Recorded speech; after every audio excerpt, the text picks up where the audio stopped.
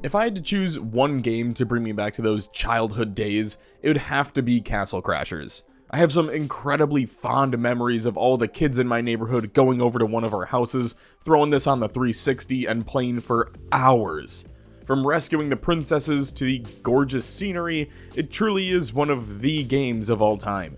So today, I thought it'd be fun to sit down and attempt to play through the game in its entirety without dying. In total, the game has 12 chapters consisting of 36 missions. Now, for reference, I believe the most levels in a game I've completed so far is 13, and that was Call of Duty World at War.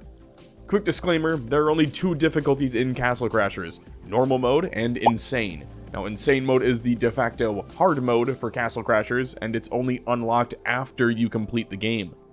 To add on to that grind, it's character specific, meaning you only unlock it for the character you complete the game with. This means that if you wanted to unlock insane mode for every character, you'd have to beat the game an astounding 31 times.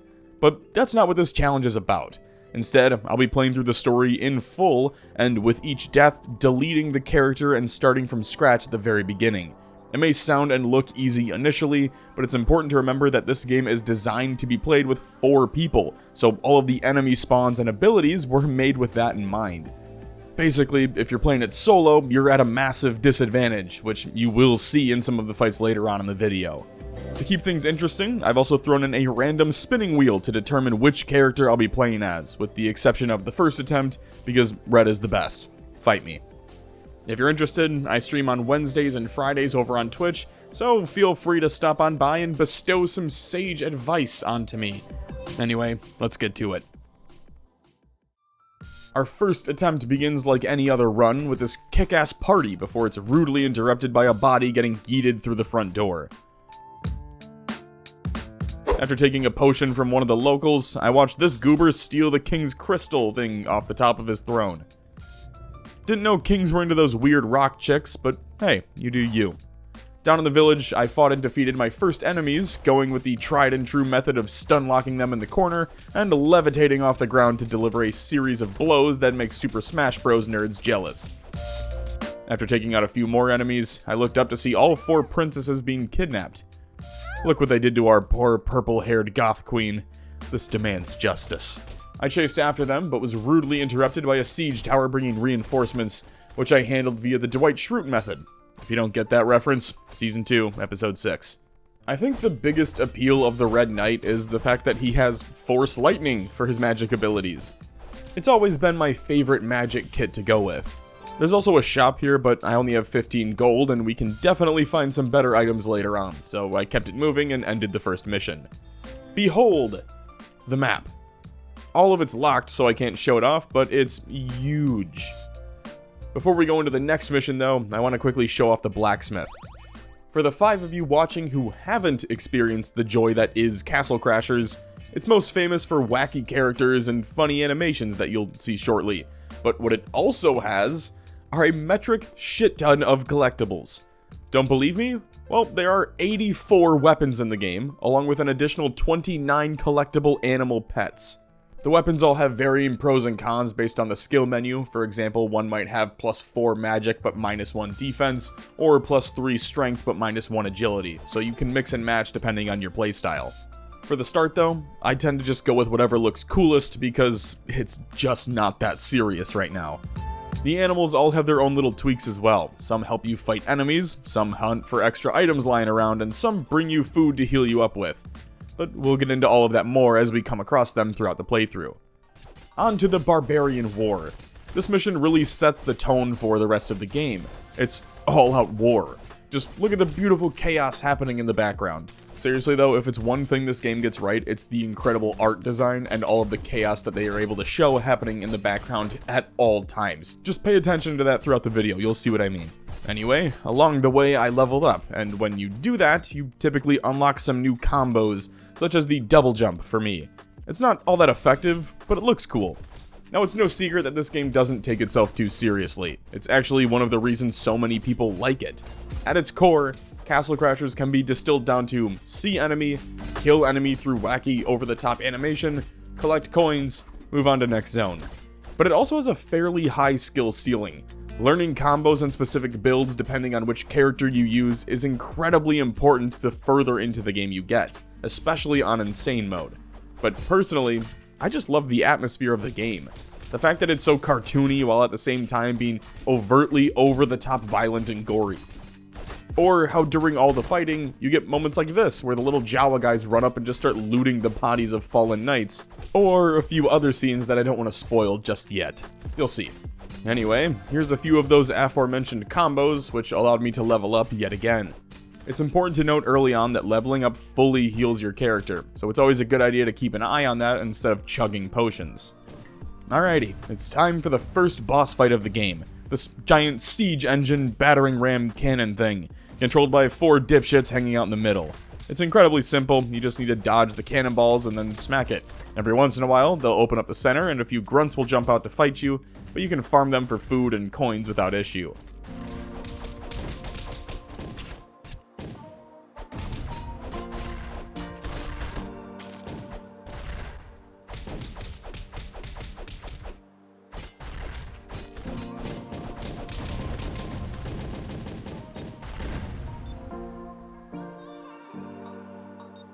They don't even give you a second to breathe after this either, it's just straight into more grunts. That's not necessarily a bad thing though, considering I was able to level up yet again and unlock the dash attacks for both common and heavy swings. After pushing into the enemy camp, it's revealed to us that the cannon thing we just fought wasn't the real boss. This is the real boss. God, I love this game. So, you're in this gladiator pit thing with all the barbarians watching you take on Chazbono. He's also easier than he looks, though this might just be from me having played this game for the better half of almost 2 decades by this point. The boss has 4 moves. The first is a shield slam where he jumps up and slams his shield into the ground, crushing you under it. All you need to do is run under him or through him when he does this and he'll flip right over you. The next is a standard punch which can be blocked with your shield. The third is this shield spear thing where he sends a line of spears out through the center of his shield. You can dodge this by simply sidestepping it. And finally, towards the end of the fight, he'll start chugging napalm and burping it back out at you. About halfway through this fight, you'll notice that all but one of the princesses gets taken away. But after defeating Chazbono and collecting the loot from that giant treasure chest that falls out of the sky, you're able to rescue the first princess. 1 down, 3 to go. For those who've played this with friends, don't spoil it. With that mission completed, I was able to spend my attained skill points on a new magic ability and some additional health. Next up, we have the Forest. It's a continuation of the Barbarian War, where you're pushing deeper into barbarian territory and taking out some of their camps.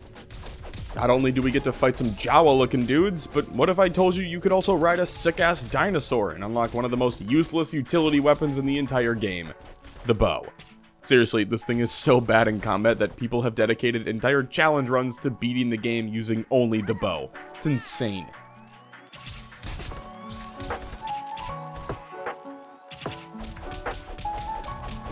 Alright, see those little music notes behind the bush back there?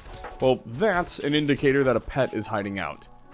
This little bird is one of my personal favorites, because it'll find and bring your character food to heal up with throughout each section, which can be a lifesaver when you're taking on a group of Jawas obsessed with spamming arrows at you.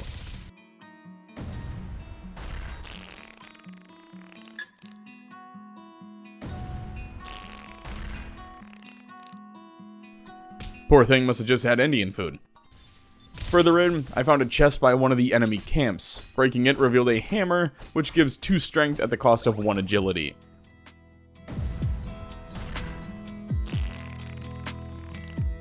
I know it's silly, childish, immature humor, but I don't care. I think it's hilarious. Up next, I came across another pet, but this one kinda sucks. It just allows you to run through the water without any penalty, which is important in this very specific instance where you have a small river where you're fighting in between, but outside of this section of this one map, I don't really have a use for it.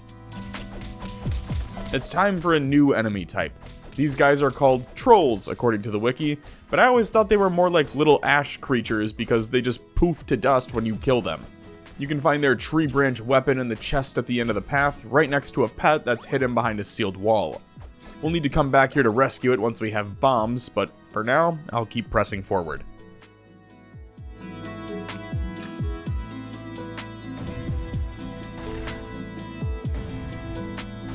Does a bear shit in the woods? I don't know, you tell me. Anyway, after disrupting some laundry, I entered into another boss fight. Seriously, how do you look at this and call it a troll? So this thing just shits out smaller little ash ball things to fight you. That's its only move, but don't underestimate it or you'll end up like me, stun-locked into oblivion by an army of stick-wielding ash creatures from the forest. Just how every man wants to go out. Oh, you know what that means. Time for the spinning wheel.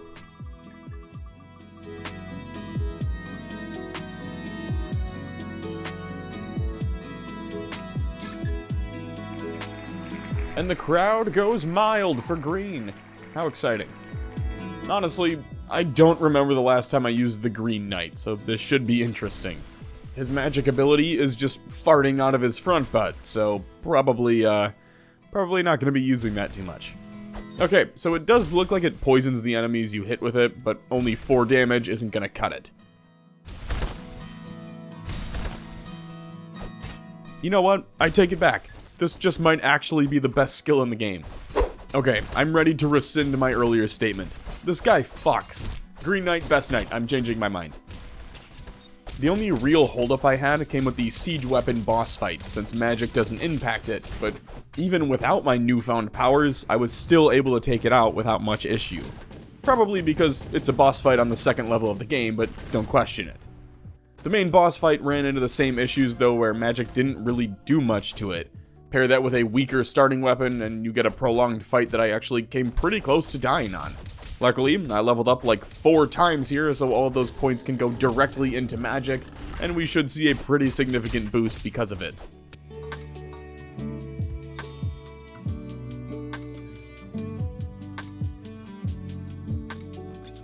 So basically, the same as Red. That first upgrade just seems to be projectile based. Unlike Red though, it does seem to do way more damage. I think the electrical orbs were only doing 10 damage, and these do 16. Not to mention the fart smoke now does 6 damage per proc instead of 4.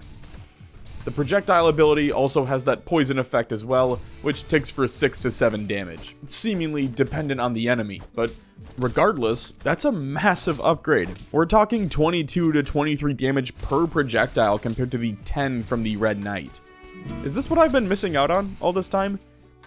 This cheese will never get old.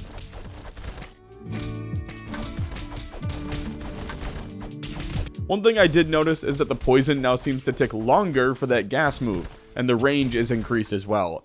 So if that continues to scale, I can see why everyone loves the Green Knight.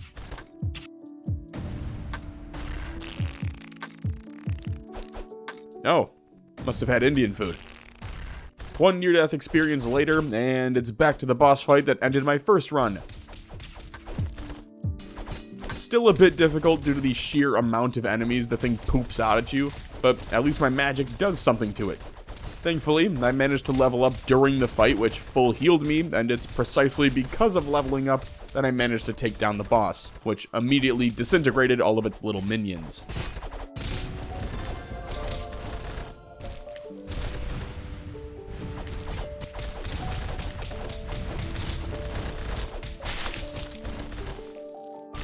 Now it's time for one of the most memorable segments in the game.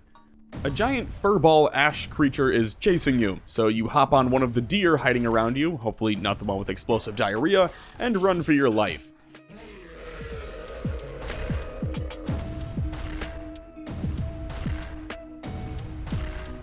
There's a bunch of knocked over debris that you need to dodge, and even some doorways that lead to nowhere that you need to fit through. Getting stopped here does insta-kill you, so it's actually important to pay attention for once. If you do pay attention, you'll notice the deer telegraph where the door openings are going to be. So all you really need to do is follow their lead and it'll be a cakewalk through the entire section. At the end of the barn, you take a leap of faith, Foo Fighters plays faintly in the background, and despite aiming for the bushes, you find yourself in a flowing river. It's important to find an animal to hop onto because they allow you to zoom around the river and collect food sailing past you. It's not all sunshine and rainbows though. You constantly have to dodge these bats that latch onto your skull, these big ass fish that knock you off whatever you're riding, there's rocks you need to dodge, and then you've got the Jawa Ranger elites launching arrows at you from the shoreline. It can be pretty chaotic, but it's all worth it because the boss fight is honestly pretty underwhelming.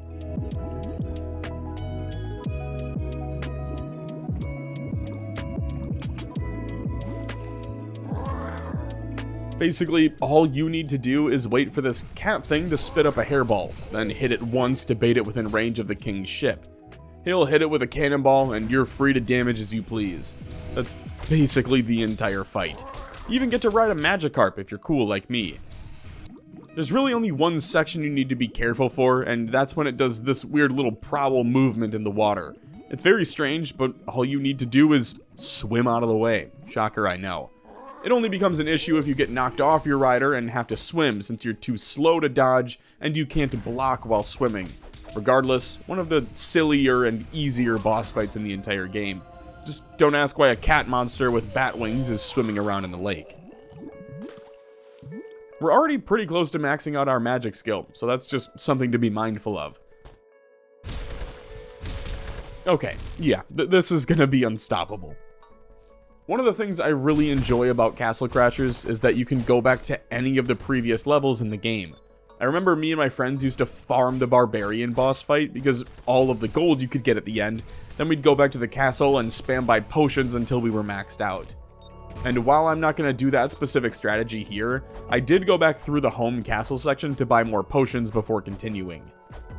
There's also the Thieves store up north where you can buy more potions at a steeper price as well as bombs that can be used to go back and grab that Ash Troll pet thing from before. For reference, I'm currently at the start of Chapter 4, meaning I've completed just under 1/3 of the game at this point. So let's just keep things chugging along. Tall Grass Fields takes place immediately following the events of the cat boss fight. Our main enemy here is the little fish-wielding Care Bears in the vicinity.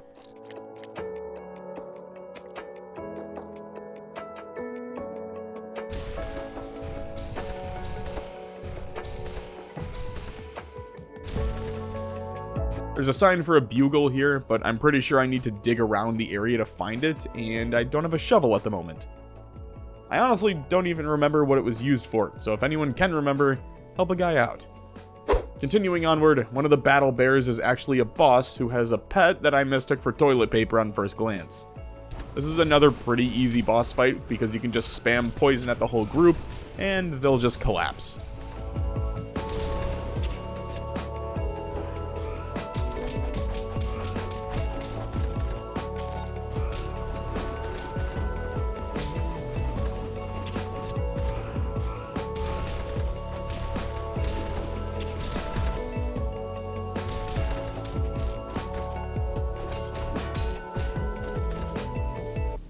Yeah, you definitely need a shovel for this part.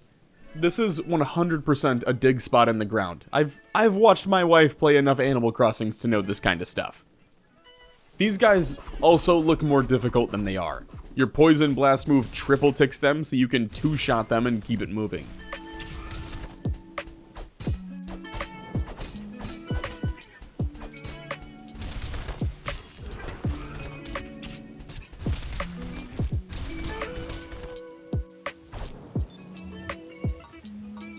There's another cool mechanic up here where you have to block the incoming arrows as you push up under their range before destroying the equipment that I really liked.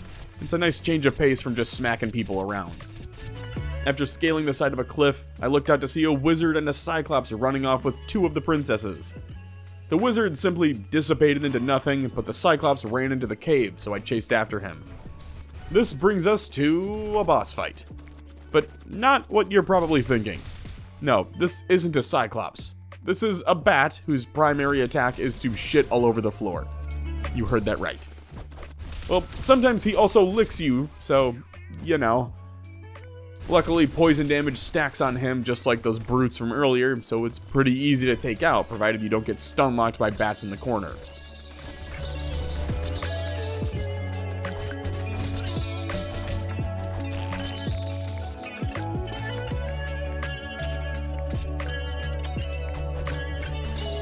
Back on the main map, the road splits in two directions, with the bottom being part of an industrial castle. When I head over to that, I find another princess who's been kidnapped and held against her will here by Eugene, decked out in his finest unwashed Reddit robes. I'm told I'm not strong enough to break the door down, which immediately triggered a Jimmy Neutron-esque brain blast to the past, where I remembered running around all roided up. I'm assuming steroids will become a consumable item in some capacity, but until then, I'll just have to keep it moving. Next up is the flower fields, which brings us some new enemies. The bees. Oh, no, not the bees! Not the bees! Ah! I love my eyes! And spoon-wielding beekeepers.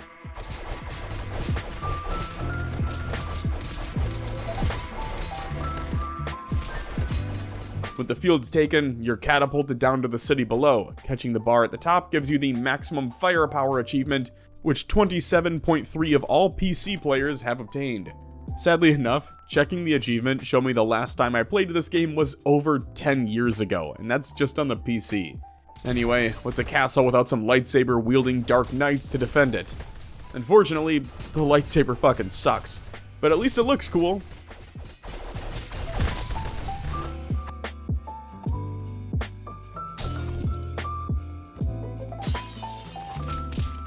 Oh shit, it's the Black Wedding.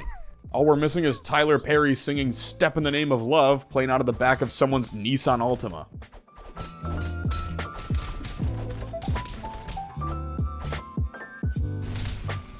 This section does drag a bit, but all you need to know is that at the end of the hallway, you can find another princess being held captive by this dude. He's a big step up from the other boss fights, zooming all over the map and running into you constantly. He also deals significantly more damage, but that could just be due to me not speccing anything into defense yet. When he's not running around, you can find him lobbing bombs at you that are all telegraphed and easy to dodge.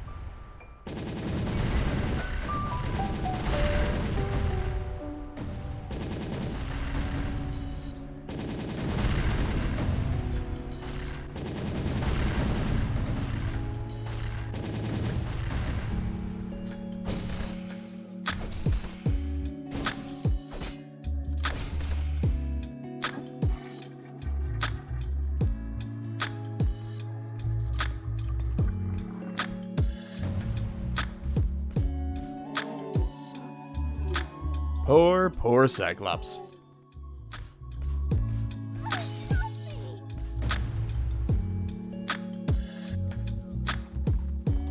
Quick, Alexa, play Hero by Foo Fighters.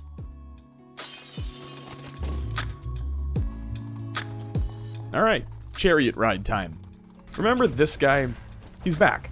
But don't worry, he's also insanely easy if you're like me and going full glass cannon.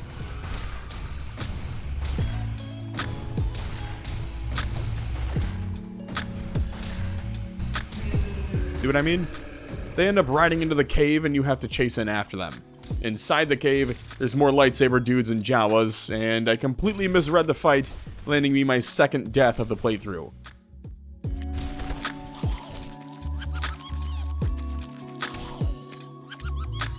Back to the spin wheel.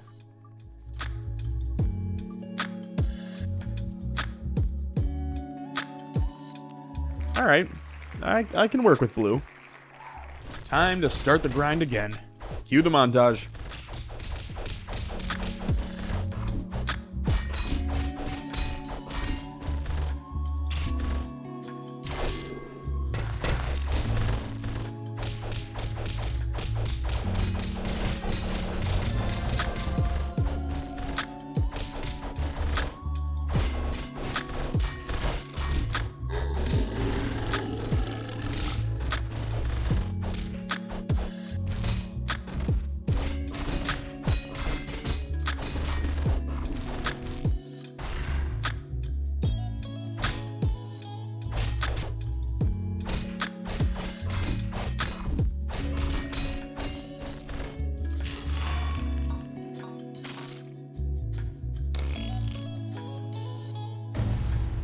Oh. Must have had Indian food.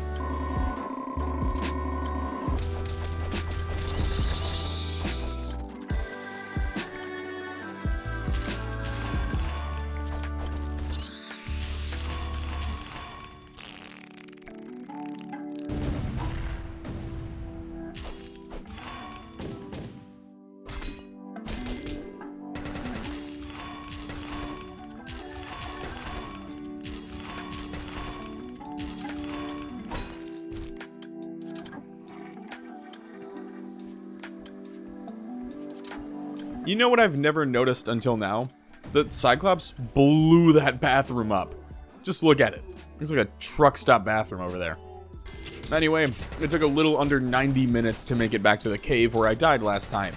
And while it did cost me all of my potions and explosives, I managed to survive before retreating back to buy more potions from the new shop. There's also a shepherd's hook weapon here that boosts magic damage, but the blue knight magic feels kinda ass. At least compared to the green guy. There's a major problem when you consider the fact that I've just spent the last 13 levels doing nothing but speccing into magic. Seriously. Might have a problem there. I tried pushing back into the cave, but once again, almost died and retreated back out to the map. At this point, I decided to take a break from this section of the map and instead head south to visit the docks from the beginning of the game. Never mind, I still need 2 more relics. Alright, I restocked on potions and bombs. Let's give this another try.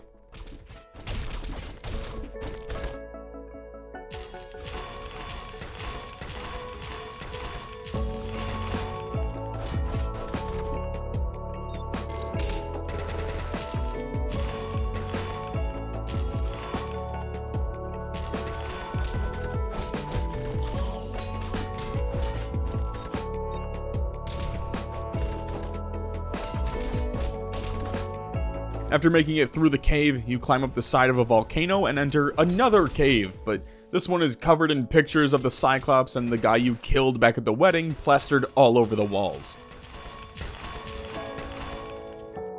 Aside from that though, it's more of the same. At the end of this cave, you'll find one of the princesses hanging in one of those weird Viet Cong POW cages, while the Cyclops sits by himself in the middle of a lonely funeral for his friend. Just seeing you step into frame sends him into a full fit of rage, bringing up another boss battle. He does have a few moves that he likes to pull off, but the main one tends to be his over-the-top double stab that can do like a third of your health if you're not careful. When he's not doing that, he's throwing knives at you in rapid succession, but those can be blocked with ease. I don't really have a strategy for this though. I just ran around, spammed potions, and then when he was far enough away, shot ice bolts at him until he tripped and fell into the lava grave he dug for his friend.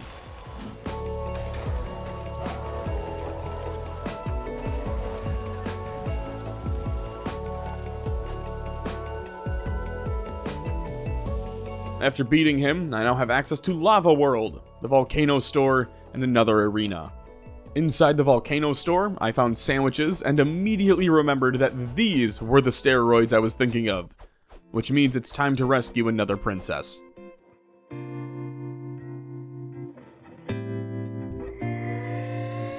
That's what I'm talking about. Dwayne "The Rock" Johnson would be so proud if he saw this. Inside the castle, you'll find dozens of lunatics who run around throwing saw blades at you. Like you do. Make it past them, and you'll come face to face with an obstacle course. Only instead of foam pits, it's lethal doses of radiation, that arm crusher machine from SpongeBob, and an electric fence, all of which I struggled way more on than I should have. After getting through that, though, it's time to take a lift up to wherever it takes you. This continues upward until you kill all of the enemies on board, which can be a bit difficult because all they do is chuck bombs. One thing I noticed around this point is just how many bombs the enemies love to throw. Seriously, it's on par with like World at War on veteran difficulty levels of spam. Anyway, after killing a brute, it dropped another pet, but I'm sticking with the one I have for now, and it's on to my personal favorite boss in the game. The dude we're after is up at Wizard of Ozing, this weird station platform thing. There's 4 Tesla towers, one in each corner, and just like its stock price, it's shorting them out that causes the man in charge to throw a hissy fit. So, here's how the fight actually works. You have those 4 Tesla towers that pop up one at a time. Damage them as they pop up. While that's going on, the right side of the screen has a turret swinging around.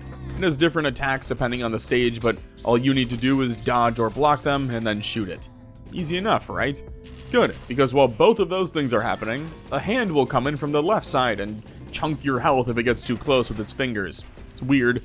You can either shoot it with magic or hit it with your melee, it doesn't matter. Staying with me so far? Good, because while all of that is going on, every once in a while, the center panel will begin charging up. Once it maxes out, it'll send an electrical pulse across the floor that you'll need to jump to avoid. And that's the fight. Good luck.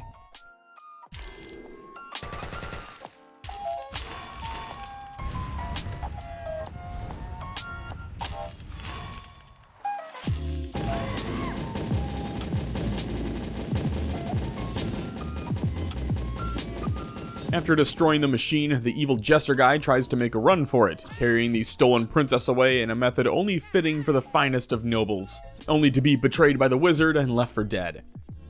Not only do you get to punt him off the edge of the castle, but you look across to see the blonde princess being guarded by an ice demon.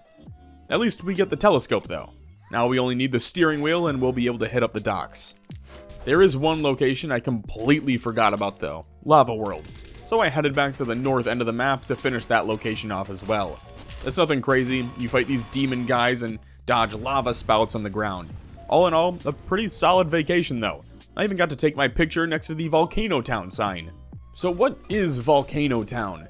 Well, it's basically the Castlecrashers Pompeii. The entire town is smoldering ash where you can destroy the bodies and be gifted McDonald's fries as a reward. Further along, there's a mini in-game cutscene where you see the wizard and his necromancer buddy fly off, while the necromancer floats back to raise the dead.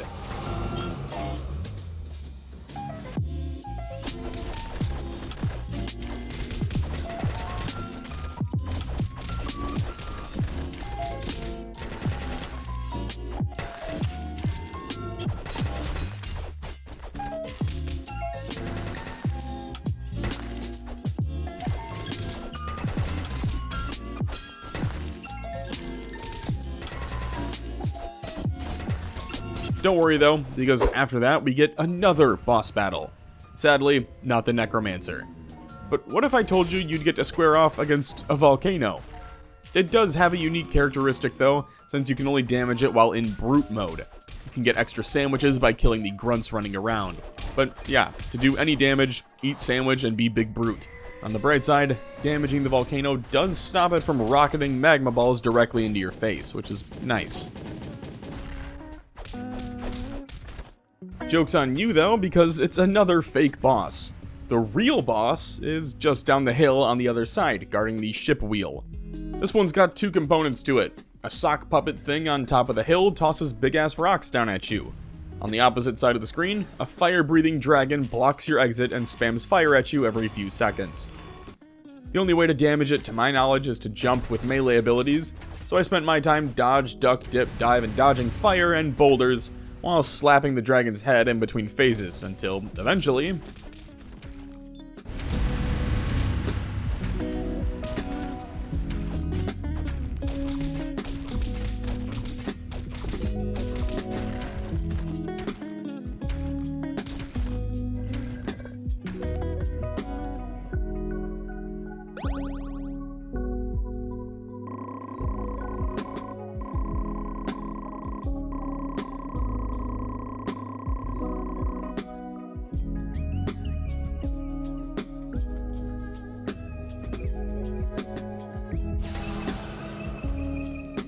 Surely that's not gonna come back to bite me in the ass, right? Anyway, back to the docks we go. This time, we have all the items needed, so we set sail, only to be immediately attacked by pirates. Since this isn't Black Flag, we need to sit back and wait patiently for the pirates to come to us.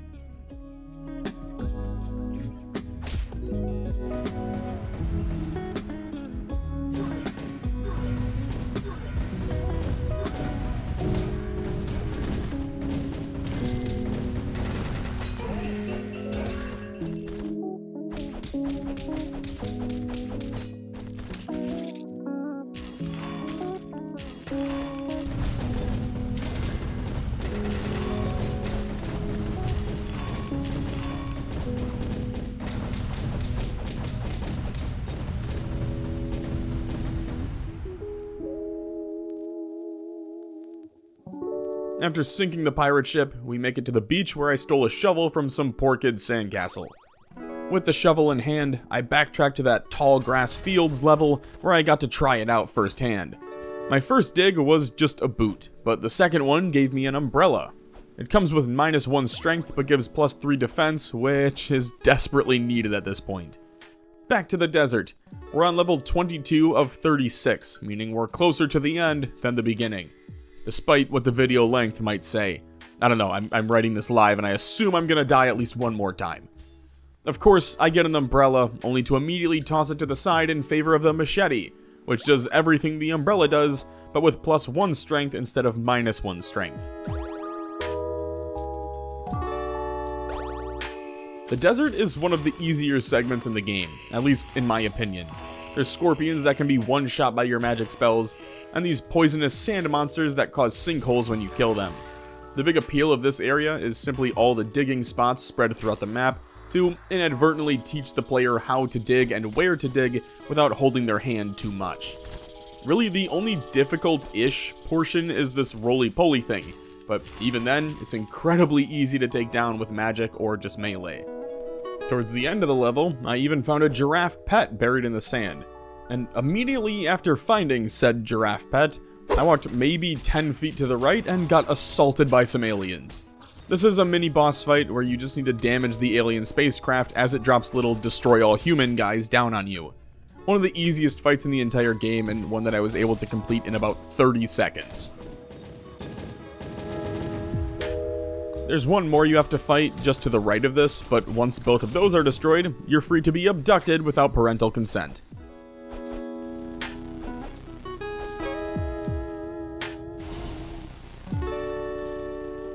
This is one of my favorite map segments in the game, because it's so wacky and stupid and out of the blue.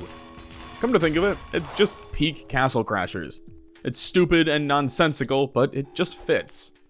So you break out of the holding cell and make your way to the control center, where you see the aliens flying toward a massive sandcastle fortress. They take notice of you, and every alien on the fucking ship decides to come pay you a visit. I found the best way to deal with them is to just eat a bunch of sandwiches and go to town. By this point, I was speccing pretty hard into defense, so they weren't doing much damage to me, and any damage they were landing was quickly cancelled out by the sheer amount of food dropping all over the ground with every kill. The name of the game for these guys is to just spam you with dozens of aliens. But they have relatively low health, and you can kind of just ragdoll them around the entire set. The only time they actually even pose a threat is with stun-locking you with their blasters. But even then, you can just use your right trigger YA ability to launch yourself up into the air and reset. Just off screen to the right of the control center, I accidentally walked in on a roided out alien taking a shit while curling a dumbbell. At first glance, I figured he was just another alien who was destroying the ship in a random fit of rage brought on by extensive needle usage. But then I thought, no, he's gotta be another prisoner who's destroying the ship and escaping, leaving me to fend for myself. We're given a 1-minute countdown timer and no direction as to what to do now, so I pulled a Forrest Gump and started running, making it to an escape pod as the clock hit 0.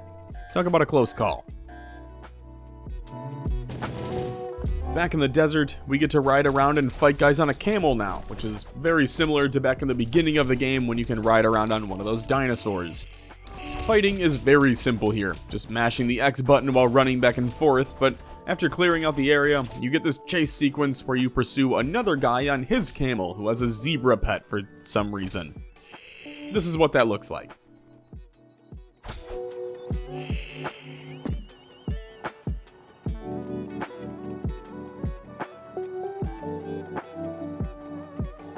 Eventually, though, you do manage to catch up to him and even steal his pet after beheading him.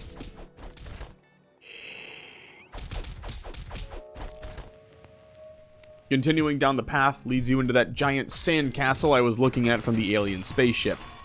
There's a few brutes in this first section, but they can be frozen on cooldown with the Blue Knight's ice magic, making the fight incredibly easy.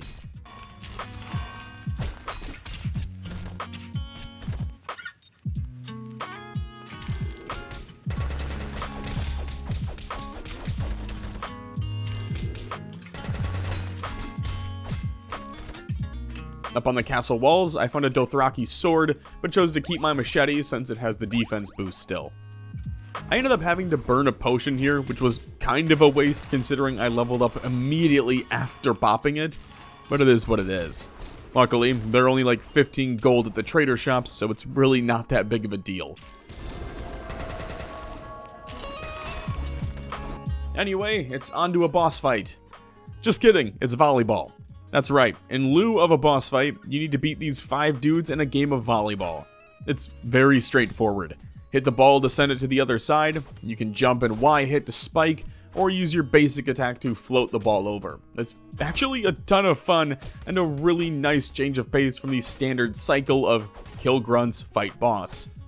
Not to mention the fact that it fits the map perfectly, being a beach landing with a literal sand castle as the base. Winning that volleyball game earns you a map, and with that map in hand, we set off to the flooded temple to continue our journey. Well, that was the plan anyway, until I took a quick look at the chapter list and realized I could just come back to that after dealing with another one of my favorite bosses. So for now, it's on to the marshlands. Oh, that's gonna raise property taxes. I do appreciate the fact that once you jump in to fight the skeletons, some of the villagers who were hiding in the bushes rush out to join the fight. They don't even have like real weapons. One of them's just rocking a fishing pole, so, you know. Together, the three of us pushed into the village, fighting through waves of skeletons until finding ourselves face to face with the wizard and his necromancer companion. Upon seeing them, the two villagers valiantly charged ahead, directly past the fight and off into the sunset. Godspeed, gentlemen. I'll handle the skeletons.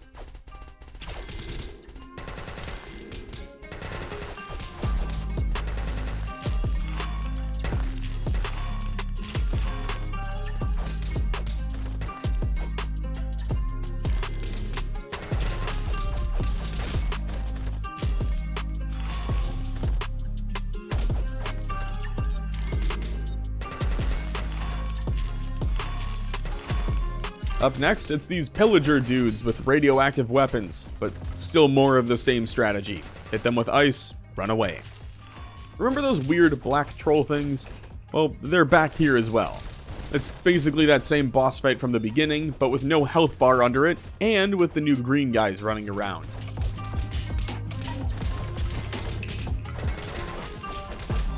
Up ahead, I found another group of villagers going toe-to-toe with our new enemies. So after scooping up the snail pet, I ran over to join in on the fight.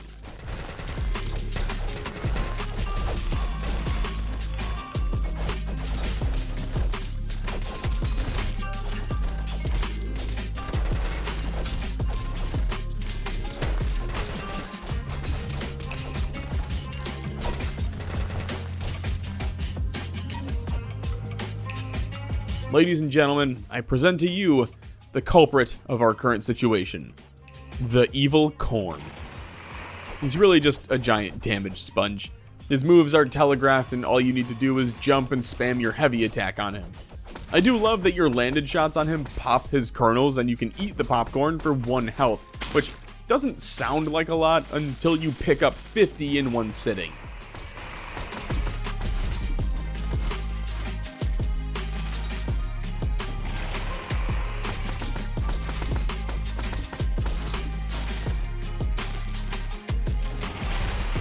If you want to make this fight even more simple, the giant corn doesn't have any ranged attacks. So you can just dodge when he sprouts up out of the ground, and then spam your magic projectile ability at it completely safe from any incoming attacks. The only move you need to think about is his little whirlwind ability, but even then, it's just remembering to jump when he gets close.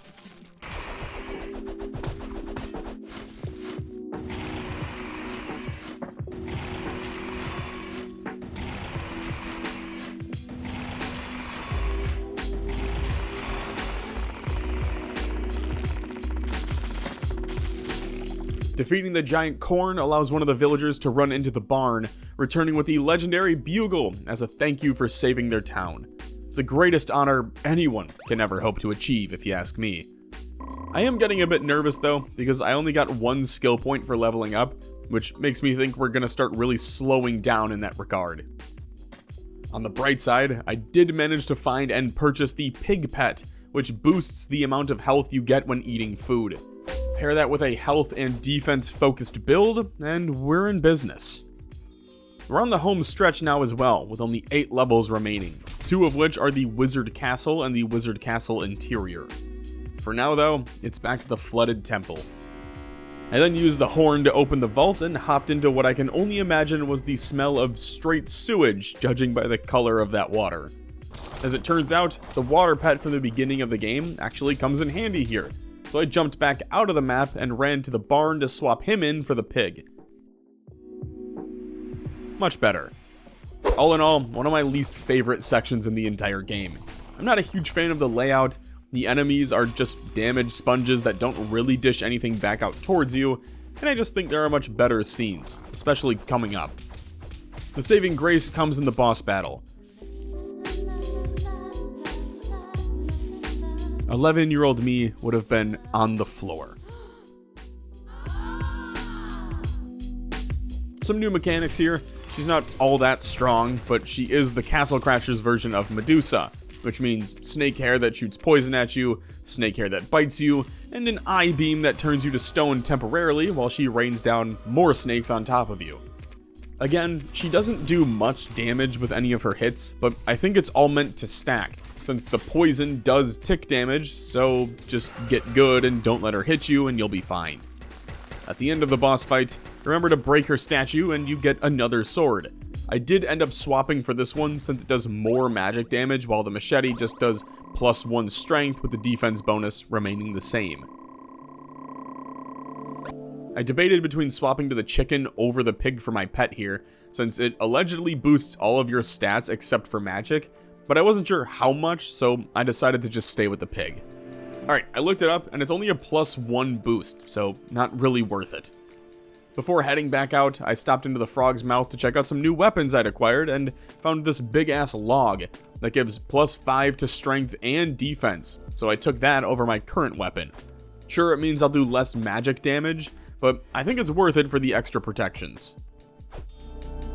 Anyway, next up is Full Moon, and if I had to take a guess, I'd say the boss battle here is gonna be the Necromancer, just judging based on the current enemy outfits. The beginning bit here is a pain in the ass, because not only do you have to fight these knights that hit for 50 health per swing, but you have to constantly be on the lookout for these big ass boulders being hurled down the hill at you.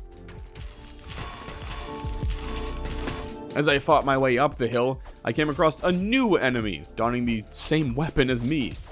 Also the same color. Not good for the Ice Knight. You know what they say, kids?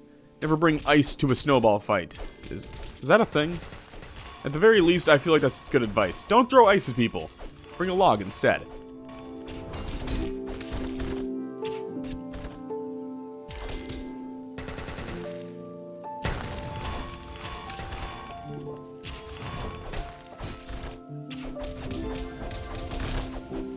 Want to see something cool? If you use the horn by the signs on the map, you'll get a reward, like a rabid pet. Inside the cave, the floor is covered in ice while stalactites fall from the roof. That's right, bitches. Stalactites are on the roof, stalagmites are on the floor. Learn that from Rescue Heroes. There's also a big red button here that I spent way more time than I'd like to admit trying to set off. Further in, I crossed paths with the princess before the ice demon king man thing phased in and took her away.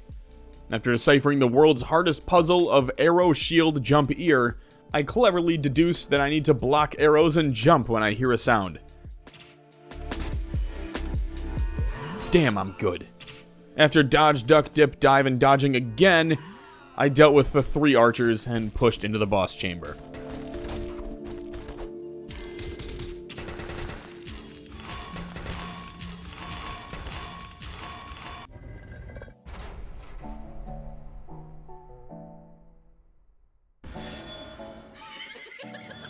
While he's probably my favorite boss from a cosmetic perspective, his kit is very simple. He teleports to the right, laughs at you, then teleports to the left and summons shards of ice on the floor. Using melee jump moves keeps you almost completely safe for the most part, allowing you to slowly chip away at his health with whatever weapon you're holding. Once you get through a third of his health, he'll start summoning stalactites above you that fall on top of you unless you keep moving. They do eventually end and you can get a few more shots in, so it's worth it just taking your time and slowly whittling his health pool down.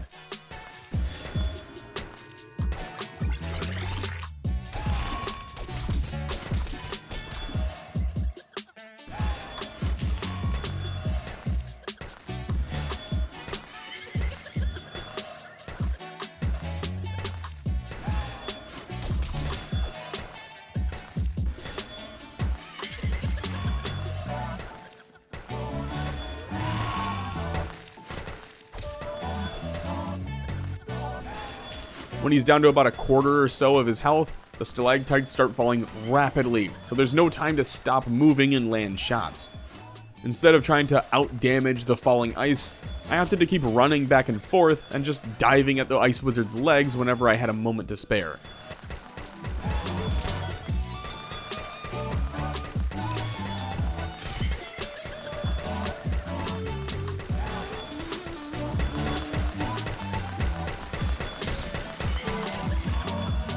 GG's.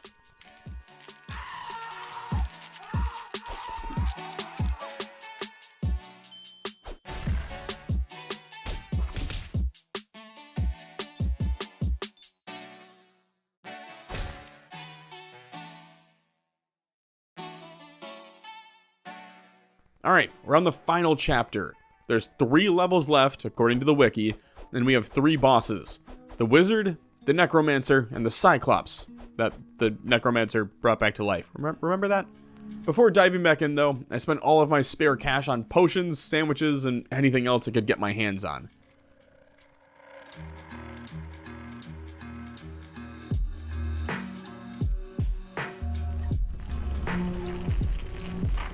Oh, alright. See ya.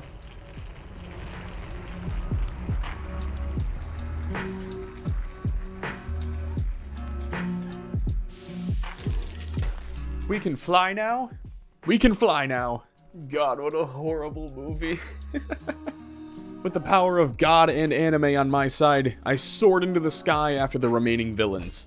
The grunts inside were a bit concerning, considering my magic, the only skill I have maxed, does a whopping 1 singular damage point to them. At the end of the chamber, you can find 4 portals, with only 1 currently open. While I am down to about half health, I do have 5 potions, and I'm incredibly close to leveling up, so I'll take my chances in knocking all 4 portals out in one go. Oh cool, they get smiling friends in alternate dimensions too. First up is the Painter. He's new to the story. At least, I think. I might have missed something. But that's him. He's fairly simple with an entirely unique kit. Definitely the easiest fight of the entire group, since all you need to do is dodge the paintings and deal magic damage to them. The Painter drops back down to do more painting, shocker, I know, and you can chip away at his health during that time.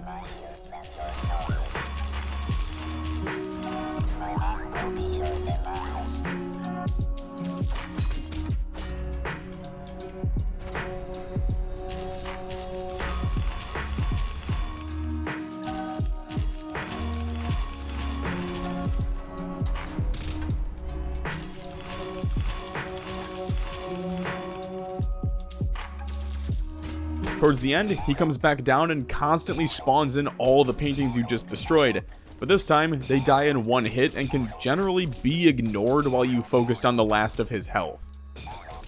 It must have been something I need.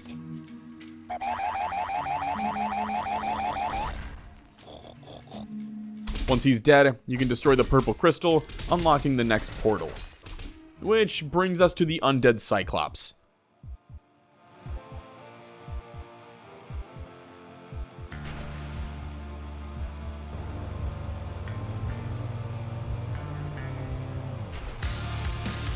He uses his buddy's casket as a baseball bat that can be dodged by moving up or down instead of away. After a few seconds, he'll unleash his undead best friend on you. Both characters are immune to damage during this portion, so I just ran around until he got tired and went back in for a nap.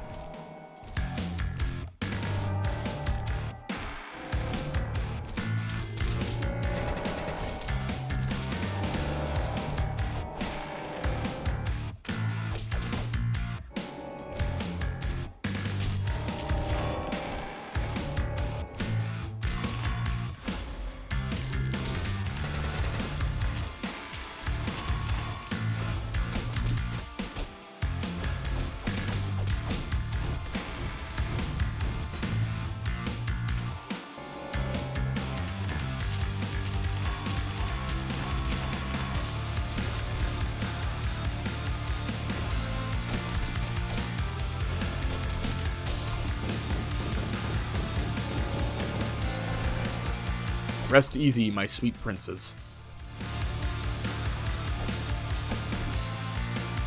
Next up, we have the Necromancer, and his portal is probably my all-time favorite map for the entire game. It's just a giant room loaded to the brim with corpses of all of your slain enemies. At points, you're literally having to wade through a sea of bodies that almost fully engulf your knight. Then the necromancer comes flying in, reanimating a bunch of the dead bodies in the room, causing you to fight through an entire game's worth of introduced enemies. The second wave is by far the most difficult aspect of the final map so far. All of the enemies are laced with only the finest turbo meth. Seriously, they sprint around spamming their kit every second, and then you've got all the brutes throwing you around.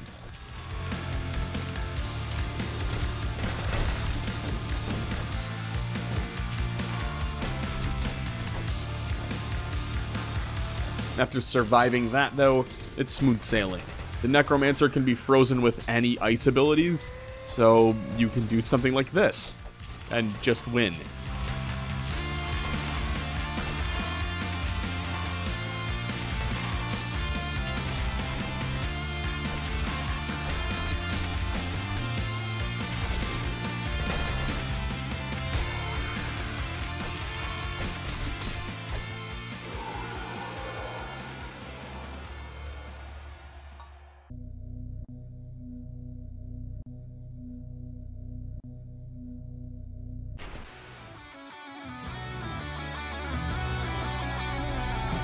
It's time for the final boss. All that build-up has been for this. The first phase involves you dodging and then smacking these 4 red crystals. Simple enough.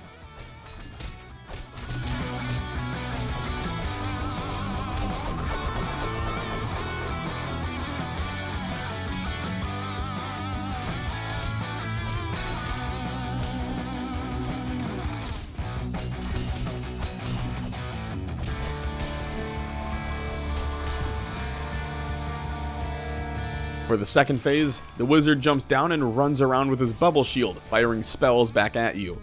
I found it nearly impossible to do anything with melee, so instead it ended up being more like 2 nerds throwing things at each other.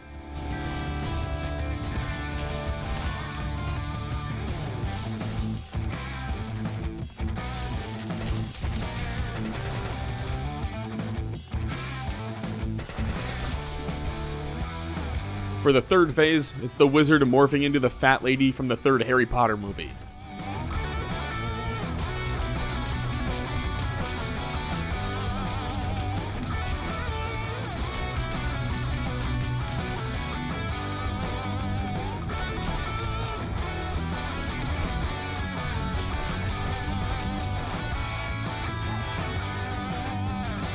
Defeating him gives a reward, but plot twist, it's fake.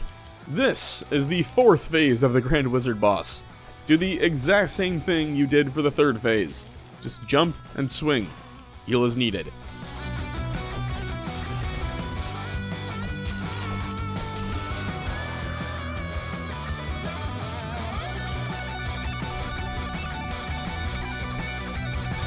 One more round of floating Dr. Now patient, and now we're on to the final phase.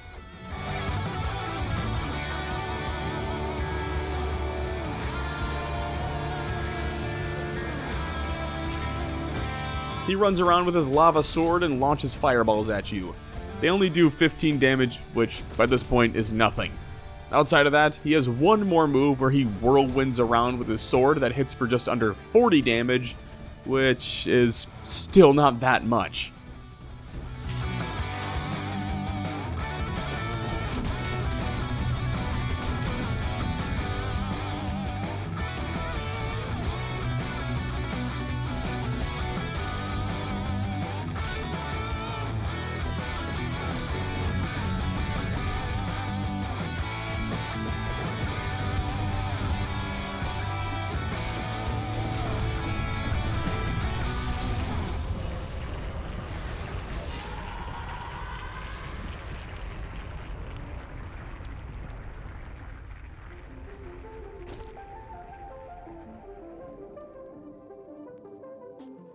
One of the most enjoyable games I've ever played.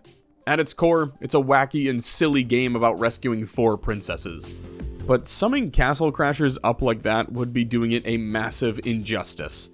The game is nothing short of a masterpiece. It's one of those games where I've sunk dozens of hours into with friends, while still finding a ton of enjoyment playing through it solo.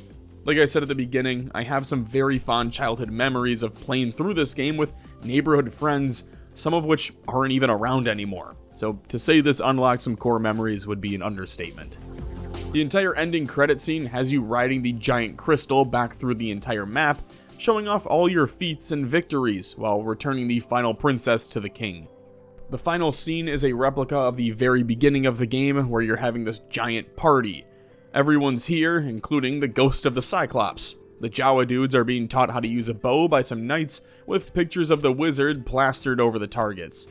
Everything about this scene hits, and in the most Castlecrashers fashion, you go to kiss the final princess and... Never change, Castlecrashers. Never change. Thank you all so much for watching. I'm streaming over on Twitch now on Wednesdays and Fridays, if that interests you. If not, it's all good. I still really appreciate all of the support on the channel over the last few years. If you would have told me I'd go from almost exclusively covering indie games to getting to make videos on games from my childhood, I never would have believed you, so I'm deeply appreciative of all of this. Thank you. Until next time, I appreciate you all. Go call a loved one, and thanks for stopping by.